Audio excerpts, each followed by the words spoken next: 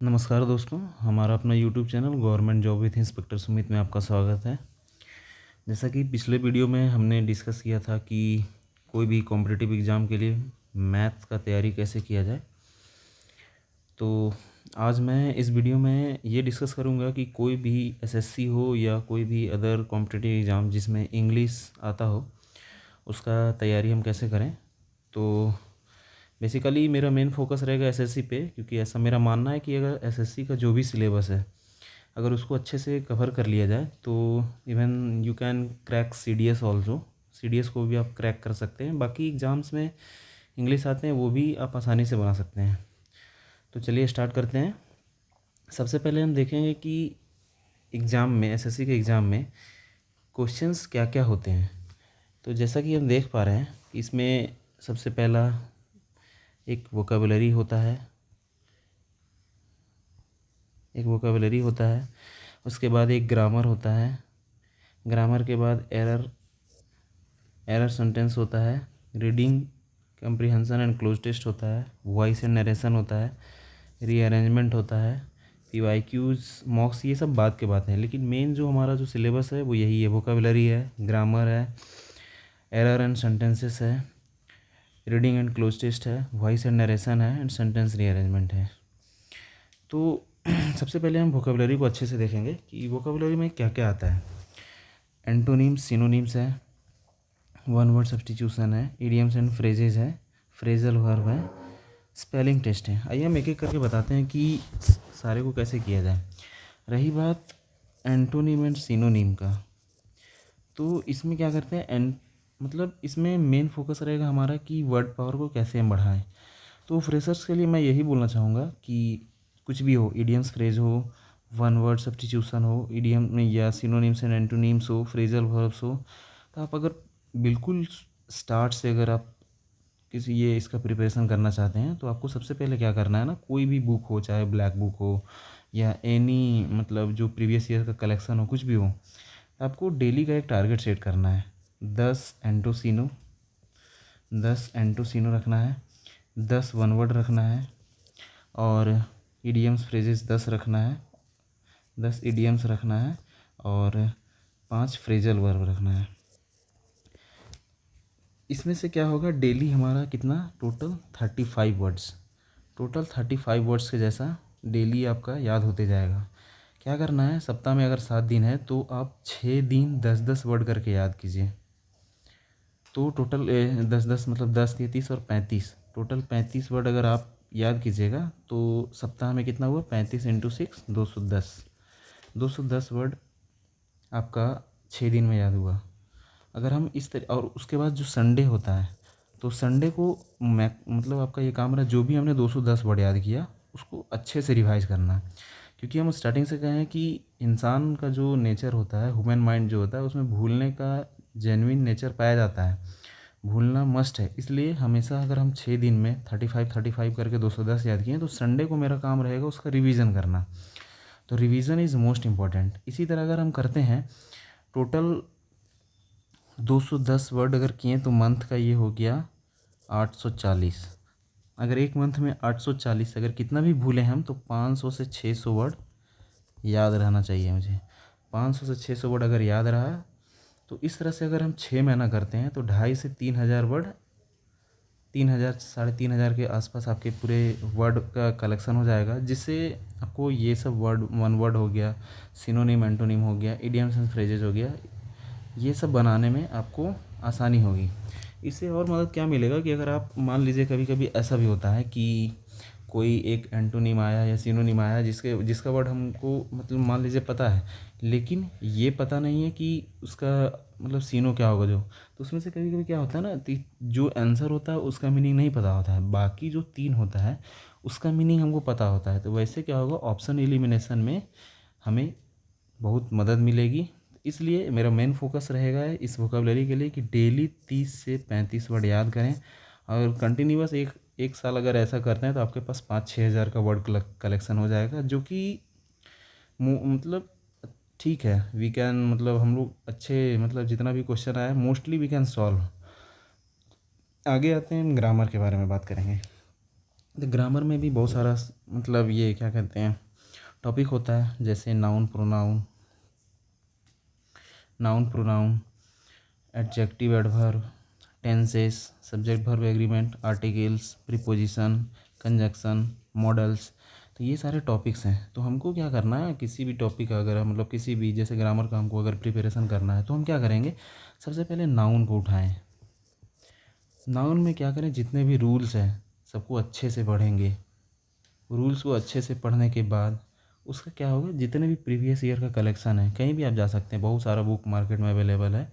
कोई भी बुक जहाँ नाउन का प्रीवियस ईयर जो भी पूछा गया उसका कलेक्शन है, तो पहले रूल पढ़ने के बाद उसको हम उसका एरर, उसका जो भी एरर है एरर बनाएंगे। उसके बाद एरर के बाद कहीं कहीं ये क्या कहते हैं कुछ मतलब सेंटेंस इम्प्रूवमेंट में भी आता है, उसको देखेंगे। तो जहाँ टॉपिक वाइज करके प्रीवियस ईयर का कलेक्शन दिया गया पहले उसको सॉल्व करेंगे। इसी तरीके से एक एक टॉपिक को सारा हम ऐसे ही करेंगे। पहले उसका पूरा रूल्स पढ़ेंगे, रूल्स पढ़ने के बाद उसका एरर को सॉल्व करेंगे।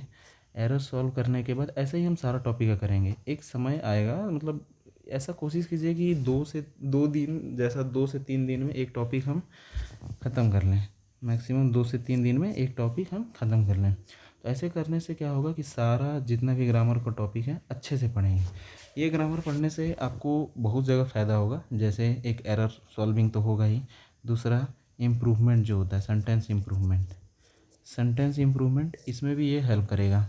उसके बाद आपको कभी कभी कुछ कुछ ग्रामर क्लोज टेस्ट में भी हेल्प करते हैं। कभी कभी क्लोज टेस्ट, कभी कभी ये फिल इन द ब्लैंक्स, ये सब में भी हेल्प करेंगे। तो ग्रामर बहुत मस्ट है। और तो इसी तरीके से हम क्या करेंगे, एक एक टॉपिक को रूल वाइज पढ़ करके जितने भी प्रीवियस ईयर क्वेश्चन है सारे को अच्छे से सॉल्व करेंगे। इस तरह से मेरा ग्रामर कंप्लीट होगा। उसके आगे अब हम देखेंगे, जब ग्रामर वर्ड वगैरह कंप्लीट हो गया तो हम क्वेश्चन का टाइप क्या क्या आता है। तो एरर डिटेक्शन अभी हम बताएं कि एरर आता है, तो एरर डिटेक्शन हो गया, सेंटेंस इम्प्रूवमेंट हो गया, फिल इन द ब्लैंक्स हो गया, एक्टिव पैसिव वॉइस हो गया, direct indirect, sentence rearrangement, cloze test, reading, ये सब आता है। तो अभी हम पढ़ें कि ग्रामर पढ़ने से एरर डिटेक्शन हो जाएगा, सेंटेंस इम्प्रूवमेंट हो जाएगा, उसके बाद फिल इन द ब्लैंक्स हो जाएगा, एक्टिव पैसिव हो जाएगा, सेंटेंस रीअरेंजमेंट के बारे में हम बताएंगे थोड़ी देर में। उसके बाद क्लोज टेस्ट हो जाएगा, क्लोज टेस्ट के बारे में हम बताते हैं। क्लोज टेस्ट में क्या होता है कि एक इसके लिए आपको क्या करना है, ये ग्रामर में इसके लिए ग्रामर है, वर्ड है।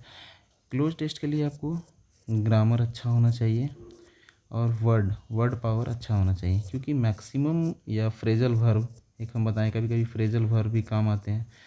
तो वर्ड पावर और ग्रामर मतलब बेसिकली यही कहना है कि अगर आप अच्छे से वर्ड पावर कर लेते हैं अपना और ग्रामर अच्छे से कर लेते हैं तो error detection, sentence improvement, fill in the blanks, active passive, direct indirect, sentence ये क्लोज टेस्ट, ये आपका बहुत अच्छे से कवर हो जाएगा। तो स्टार्टिंग ये करना है, बाकी जब हो जाए आपका इतना सारा तो क्लोज टेस्ट के लिए क्या करें, डेली एक एक क्लोज टेस्ट को सॉल्व करें। पहले छोटा क्लोज टेस्ट लें, उसको बहुत इजी वाला उससे सॉल्व करें। हो सकता है 5 में 3 बने, लेकिन धीरे धीरे करते करते वो आपका लगभग 5 में से 4 5 ऐसे बनना स्टार्ट हो जाएगा। बात रही रीडिंग कॉम्प्रिहेंसन का, तो रीडिंग कॉम्प्रिहेंसन इसके लिए हम क्या करेंगे, तो रीडिंग कॉम्प्रिहेंसन के लिए हम क्या करेंगे, उसी तरीके से पहले मतलब कहीं भी मतलब अगर कोई मतलब इंग्लिश बैकग्राउंड से हो तो उनके लिए तो ज़्यादा प्रॉब्लम नहीं होगा, लेकिन जो हिंदी बैकग्राउंड से हैं उनके लिए क्या होगा ना कि हम रीडिंग का आदत डालेंगे, चाहे वो न्यूज़पेपर हो या फिर तो कोई बुक हो। तो उससे क्या होता है ना कि मतलब सबसे पहले अंडरस्टैंडिंग पावर आता है इंग्लिश का। तो रीडिंग कॉम्प्रिहेंशन में अंडरस्टैंडिंग पावर बहुत मस्ट है। और कुछ कुछ आजकल जो थीम वगैरह का जो इसका टाइटल टोन थीम ये सब का है, तो इसके लिए यूट्यूब पे अवेलेबल है वीडियो का, रानी मैम भी बना के डाली है, मैंने तो उसी से देखा करता था, तो आप वहाँ से देख सकते हैं। तो उससे क्या होगा, टोन टाइटल थीम का एक ओवरऑल आइडिया समझ में आ जाएगा, उससे आप उसको क्या करेंगे, अच्छे तरीके से सॉल्व कर पाएंगे। इसके आगे ये दिया हुआ है कि प्रिपरेशन का तरीका क्या होना चाहिए। तो अभी मैंने बताया कि अभी मैंने बताया कि सबसे पहले आपको टॉपिक वाइज करना है, उसी को बोला गया है लर्न बेसिक्स पहले जानेंगे कि एक्चुअली है क्या, नाउन के रूल्स क्या हैं, ये प्रोनाउन के रूल्स क्या हैं, ये वर्ब के रूल्स क्या हैं। तो ये सब हम पढ़ेंगे तो उससे क्या हो जाएगा कि हमारा बेसिक्स अच्छा हो जाएगा। उसके बाद बिल्ड वोकेबलरी, हम बताएं कि हमेशा डेली टारगेट रखना है, in any condition 30 to 35 words आपको याद करना ही करना है। उसके बाद हमने बताया कि कोई भी टॉपिक हो, जैसे मान लीजिए नाउन पढ़ें तो उसका हम लोग प्रैक्टिस करेंगे, क्योंकि प्रैक्टिस इज़ वेरी इंपॉर्टेंट। जितना ज़्यादा प्रैक्टिस कीजिएगा उतना ज़्यादा हेल्पफुल होगा। ऐसा होता क्या है ना कि हमने पहले मैथ में बताया था कि अगर ज़्यादा प्रैक्टिस कीजिएगा तो आपका उससे स्पीड बढ़ेगा। और अभी तो सेक्शनल वाइज कर दिया है, तो मैथ्स का प्रैक्टिस इतना ज़्यादा करना है कि मतलब हम एग्ज़ाम में 25 में से 10-12 क्वेश्चन तो ऐसे ही बिना पेन उठाए बना लें। तो इसलिए प्रैक्टिस इज़ वेरी इंपॉर्टेंट। उसके बाद कभी कभी क्या होता है ना कि जब हम बना लेते हैं, टेस्ट दे लेते हैं, तो मिस्टेक्स निकलता है, तो उसको एनालाइज करना बहुत ज़रूरी है। और कभी कभी सिली मिस्टेक्स ज़्यादा होते हैं, मैक्सिमम कह रहे ये आता था बट एग्ज़ाम में गलती हो गया, तो ये नहीं होना चाहिए। इसीलिए मिस्टेक्स को एनालाइज करना बहुत ज़रूरी है। अक्सर क्या होते हैं कि अगर मान लिया जाए कि क्वेश्चन में पूछा जा रहा है कि अगर कोई भी चीज़ दिया हुआ है, पूछ रहा है x/2, हम x लाएँ, x/2 करना भूल गए, तो उससे क्या होगा, आंसर गलत हो जाएगा। और वो टिक करके आ गए x, लेकिन आंसर में x/2 का वैल्यू चाहिए था। तो इसीलिए ये मिस्टेक्स का एनालिसिस बहुत ज़रूरी था। जब सारी चीज़ हो जाए, बेसिक्स को लर्न कर लें, वोकेबलरी अच्छा हो जाए, टॉपिक वाइज प्रैक्टिस भी हो जाए, तब फिर हमको आना है मॉक टेस्ट के बारे में। मॉक टेस्ट बहुत मस्ट है, और PYQ सॉल्व करना भी बहुत ज़रूरी है। तो यहाँ पे लिखा हुआ है कि कंसिस्टेंसी, कॉन्फिडेंस एंड सेलेक्शन। इसका मतलब क्या हुआ ना कि हम कभी भी कोई भी चीज़ सॉल्व करते हैं तो हमने उस पहले वीडियो में बताया कि consistency is most important. Consistency most important है। अगर आप 30 वर्ड ही याद कीजिए लेकिन डेली कीजिए, 40 क्वेश्चन ही सॉल्व कीजिए लेकिन डेली कीजिए, इससे क्या आएगा ना, आप में एक कॉन्फिडेंस आएगा अंदर में कि हाँ मैं पढ़ रहा हूँ। मैक्सिमम लोग क्या करते हैं कि 3 दिन तक पूरा वर्ड्स याद किए, चौथे दिन थोड़ा रेस्ट कर लेते हैं। ऐसा नहीं होना चाहिए। इसलिए कम ही वर्ड याद कीजिए लेकिन डेली कीजिए, और डेली टॉपिक वाइज प्रैक्टिस करना बहुत ज़रूरी है।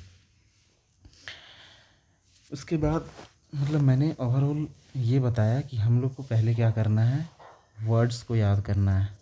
और वर्ड्स क्या होना चाहिए, एटलीस्ट 30 to 40 होना ही चाहिए। और सारा मिक्स, ऐसा नहीं कि सिर्फ वर्ड्स याद कर रहे हैं, उसमें वन वर्ड भी होना चाहिए, उसमें इडियम्स भी होना चाहिए, उसमें ये क्या कहते हैं फ्रेजल वर्ब भी होना चाहिए, उसमें ये एंटोसिनो भी होना चाहिए। तो सारा हमको याद करना है। उसके बाद हमको टॉपिक वाइज प्रैक्टिस करना है ग्रामर का। तो अगर मैं ओवरऑल एक आइडिया बताना चाहूँ तो इसमें से यही बताऊँगा कि सबसे पहले समय बांट लीजिए कि हम 1 से 1.5 घंटे हम वर्ड में देंगे, 1 घंटे ग्रामर में देंगे। वर्ड्स डेली पढ़ना है, डेली मतलब डेली पढ़ना है। वर्ड्स इज़ वेरी इंपॉर्टेंट, क्योंकि इंग्लिश में वर्ड के बिना कुछ भी नहीं है। अगर वर्ड्स नहीं रहेगा तो कुछ भी नहीं रहेगा। तो डेली टॉपिक हम क्या करेंगे, ग्रामर का टॉपिक पढ़ेंगे। एक दिन पढ़ेंगे टॉपिक, दूसरे दिन प्रैक्टिस, एक दिन पढ़ेंगे दूसरे दिन प्रैक्टिस। ये सिलसिला थोड़ा लंबे समय तक रखिएगा तो आगे चल कर के आपको बिल्कुल बेनिफिट मिलेगा। और मेन चीज़ प्रैक्टिस बहुत मस्ट है, प्रैक्टिस चाहिए तो चाहिए। और दूसरा कंसिस्टेंसी, ठीक है। तो ये 2 चीज़ इंग्लिश मतलब कोई भी सब्जेक्ट के लिए बहुत ज़रूरी है, प्रैक्टिस एंड कंसिस्टेंसी। तो आज के लिए भाई लोग इतना ही। आगे मैं कोशिश करूँगा रीजनिंग का वीडियो लाने का। एक्चुअली कुछ भाई लोग पहले बोले थे कि नहीं इंग्लिश का लाइए, इसके लिए मैंने ये वीडियो बनाया। बाकी अगर कुछ वीडियो बनाने में थोड़ा मिस्टेक्स हुआ हो तो उसके लिए सॉरी। और पढ़ते रहिए। अगर कुछ भी डाउट हो तो ज़रूर कमेंट में पूछिएगा, मैं ज़रूर बताऊँगा आपको।